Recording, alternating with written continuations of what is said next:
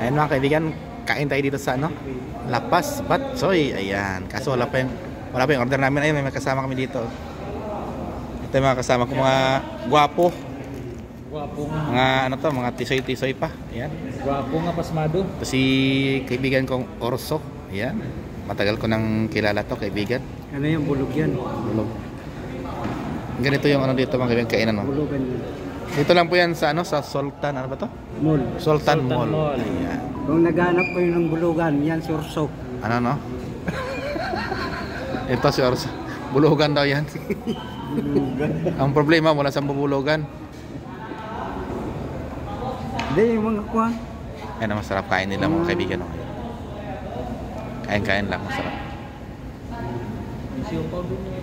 Ang si Toto Harvey, si Quentin, kasi Boss Orso, ayan, mga kaibigan. 5 yata, 5. Ito kami ngayon sa Lapas Batsoy, kain-kain lang.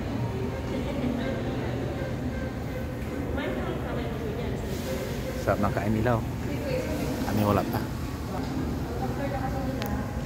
Dapat pa namin dito, yung may video yan, walang video yan dito eh. Tagal naman yung order. Ha? Hindi ko alam. Yan, tagal mag-order, matagal.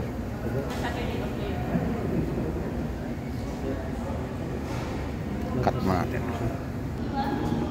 So mga kaibigan, ito na po yung order namin. Ito na sa akin. Batsoy kayo mapasabaw-sabaw, kaya lagi na tayong tuyot ba? Lagi nabusan ng ano, sabaw.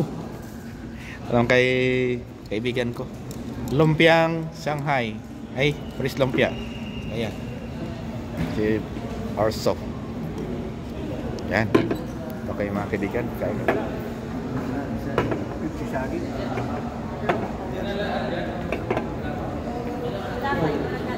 Wala sa'yo.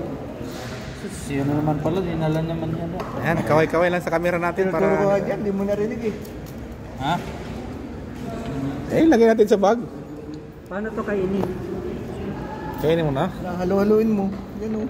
Hindi naman halo-halo yan. So, Hindi, halo-halo. lumpia yan, di halo-halo yan. Imix yung mga kwan niya. Lapas Batsoy. Kaso konti lang pa lang kayo kumakain. Lalo na yun doon, Texas mga kaibigan. Chicken. Kalahati lang.